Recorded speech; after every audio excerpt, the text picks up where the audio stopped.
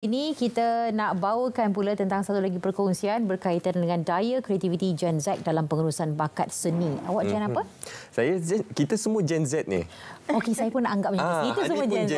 Okey, walaupun tidak ya. Okey, walaupun kita nak berkongsi berlanjut tentang perkara ini bersama dengan tetamu-tetamu kita, iaitu kita ada Puan Azmawiza Haji Hussein, pengurus Pusat Budaya dan Seni Universiti Utara Malaysia, dan juga kita ada Muhammad Azri Abdullah, Ketua Creative Talent Management and Performance Pusat Budaya dan Seni UUM.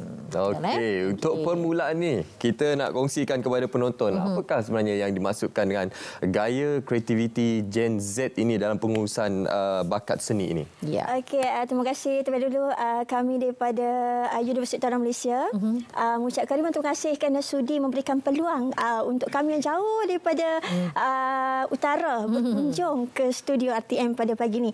Sebenarnya kalau jika kita dipikirkan tentang Gen Z ataupun gaya kreativiti, kita kena faham dulu apa itu Gen Z. Selalunya orang akan bercakap tentang Gen Z, tapi sebenarnya ada satu lagi perkataan yang boleh kita gunakan sebagai iGen. Okay, jadi iGen ni lahir daripada usia sejak 1957 sehingga 2012. Jadinya lahir-lahir generasi ini dia telah celik digital. Ya, dan kita boleh kongsikan sebagai mereka ini pribumi digital. Okey, bila pribumi digital ni maksudnya segala aktiviti seni yang ada pada diri mereka melalui digital. Sama ada kreativiti, caption, ulasan, semuanya menggunakan digital.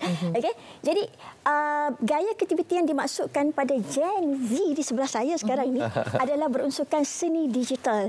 Okey, jadi tapi bila melepasi transformasi zaman, sebenarnya seni digital dan fizikal itu dia kena blend together. Okey, jadi banyaklah program-program yang telah kita jalankan, sama ada bukan setakat di Pusat Budaya dan Seni, tapi saya yakin seluruh negara sekarang telah memberikan ataupun memberikan ruang-ruang peluang-peluang program-program untuk mentransformasikan pengurusan bakat. Bila kita sebut tentang pengurusan bakat itu sendiri, sebenarnya bakal pengurus generasi Alpha. Kita sekarang menguruskan generasi Z. Mereka bakal menguruskan generasi Alpha ni sebenarnya perlu kita didik menerusi 5 faktor utama. Iaitu kita perlu membuat perancangan, kita perlu merekrutkan bakat-bakat mereka, kita perlu memberikan bimbingan dan juga pembelajaran tentang seni dan budaya, dan juga seterusnya kita perlu ada pengekalan dan pemasaran. Sedia maklumi sebenarnya orang Gen Z di sebelah saya ni suka nilai keusahawanan, suka nilai seni, suka nilai kreativiti dan terutama sekali visuality. Jadi bila sebut tentang visuality, sepatutnya betul terbaik untuk menguruskan mereka, kita perlu faham bahawa medium komunikasi mereka sekarang adalah digital, iaitu telefon, apa-apa gadget yang ada lah di dunia ni. Okey, yang seterusnya sebalik Gen Z yang kita selalu dengar anasir Gen Z tak boleh ditegur, Gen Z ni tak boleh dibimbing, Gen Z ni suka bergerak sendirian. Sebab itu ada persekitaran Gen Z yang lahir-lahir dia adalah dominan. Dia bersifat kepimpinan. Nilai kepimpinan yang ada pada diri mereka sangat tinggi. Mereka sukakan cabaran-cabaran atau idea-idea yang rare. Jadi bila sebut tentang idea yang rare, keterampilan dan kepimpinan yang ada tu kita perlu gemblengkan balik dengan seni budaya.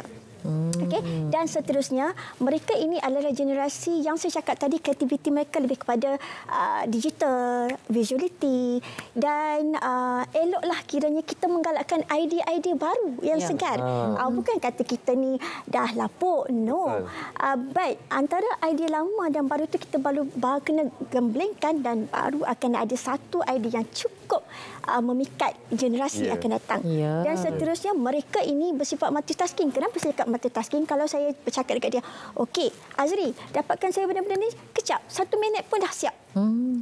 Lepas tu dapatkan saya benda-benda ni, dia multitask dan dia suka multiracial. Sebenarnya Gen I ataupun iGen ini dan generasi Z ini sangat multiracial. Mereka sangat mencintai perpaduan kaum.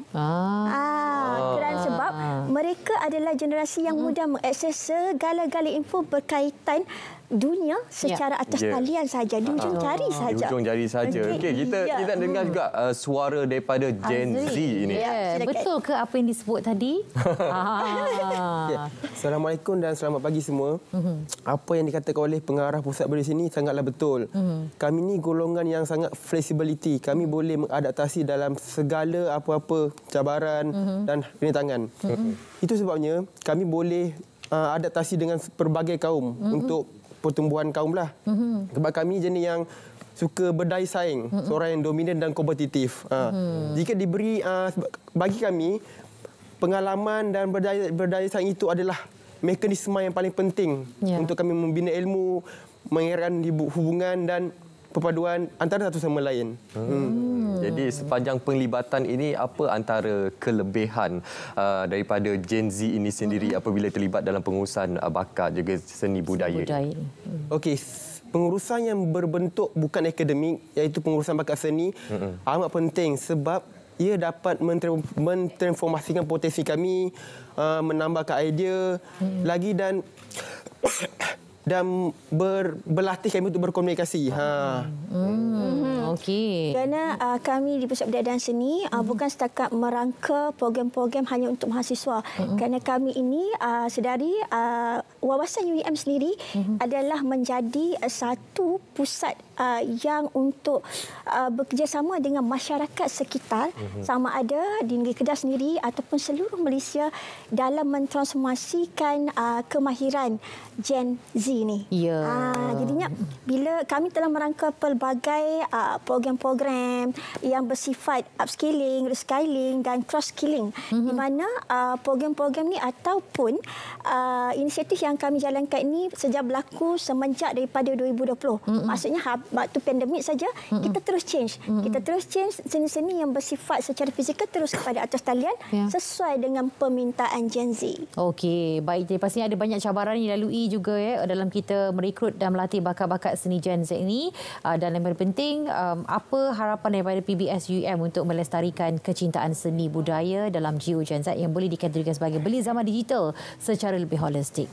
Okey, di pihak kami sebagai pusat yang mengetengahkan aktiviti kebudayaan, dan saya yakin seluruh pusat kebudayaan yang ada di seluruh Malaysia ini, daripada universiti sehinggalah jabatan kerajaan pun sebenarnya memiliki satu impian untuk melihat generasi ini terus mengorak langkah membina dan mewarnai industri seni budaya negara, tetapi tidak meminggirkan langsung keindahan dan keaslian tradisi Malaysia itu sendiri. Jadi kita sudah maklum kenapa manusia suka ataupun masih lagi menginspirasikan tamadun Mesopotamia, sebab ketinggian tamadun dia.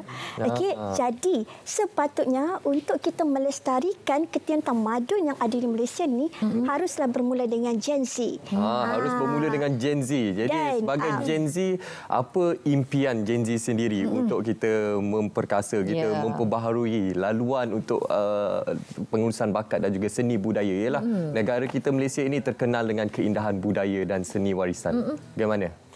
Bagi saya harap generasi Z ini pada masa akan datang diberi peluang supaya menerokai daripada semua aspek pengurusan. Bagi saya, pengurusan secara umum telah banyak. Pengurusan bakat seni semakin kurang sebab perkembangan globalisasi kan. Jadi perkembangan ini perlu diterapkan dalam generasi muda, sebab kami ni golongan yang tersisih. Sebab kami telah dalam pengurusan kami kurang. Jadi kami nak diangkatlah dalam aspek pengurusan. Sebab itulah kami menggalakkan Gen Z sekarang melibatkan diri dalam program-program bersifat keusahawanan seni, bersifat dengan pertandingan seni seperti yang kita akan jalankan UiM Culture Festival tidak lama lagi, di mana mereka telah bekerjasama dengan Kerajaan Negeri Kedah untuk menguruskan program-program tersebut. Dan sedia maklumi bahawa aspirasi Universiti Utara Malaysia sendiri, iaitu melalui GAGAH, iaitu Gagasan Akademia dan Admin Holistik yang telah diutarakan di peringkat universiti, telah melihat bahawa seni budaya ini perlu diangkat sebagai satu strategi untuk sebagai pemangkin ke arah pembangunan tamadun seni negara. Okey, baik. Jadi terima kasih dan diharapkan semoga maju jaya atas usaha yang dilakukan dalam kita meningkatkan lagi daya kreativiti bagi Gen Z dalam pengurusan bakat seni. Terima kasih Puan Asmawiza dan juga Azri bersama bersama kita pada waktu ini. Dan satu perkongsian yang menarik yang kita perdengarkan daripada tetamu-tetamu kita, khususnya daripada Universiti Utara Malaysia, berkenaan pemerkasaan generasi Z dalam pengurusan bakat dan seni. Baik, seterusnya penonton.